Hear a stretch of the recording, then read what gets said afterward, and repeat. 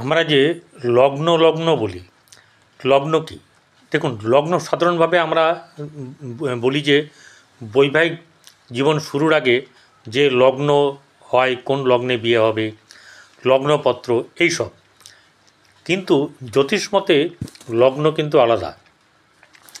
জ্যোতিষশাস্ত্র মতে জন্মকালে পূর্ব দিগন্তে উদিত যে সময় মানুষের জন্ম হয় সেই জন্মবিন্দুটাই হচ্ছে গিয়ে লগ্ন। এই লগ্ন হচ্ছে গিয়ে আপনার লগ্ন সঙ্গে থাকে রাশি, এই দুটি হচ্ছে বৈদিক জ্যোতিষ মতে হচ্ছে গিয়ে মৌলিক উপাদান।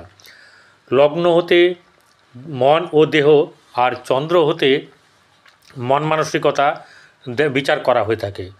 এই লগ্ন আবার হচ্ছে গিয়ে 12টা লগ্ন, আবার 12টা রাশি, যথা মেষ, বৃষ, মিথুন, কর্কট, সিংহ, কন্যা, তুলা, বৃশ্চিক, ধনু, মকর, কুম্ভ, মীন।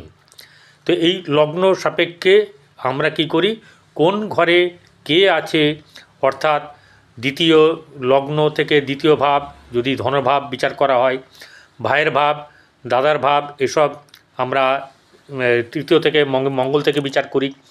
এরমভাবে প্রতিটি ক্ষেত্রে বিচার্য হয়। চতুর্থ থেকে মাতা এবং চন্দ্র কীরকম, পিতা নবম থেকে এবং রবি দুটো থেকে বিচার করতে হবে। এরমভাবে বিচার কার্য হয়ে থাকে।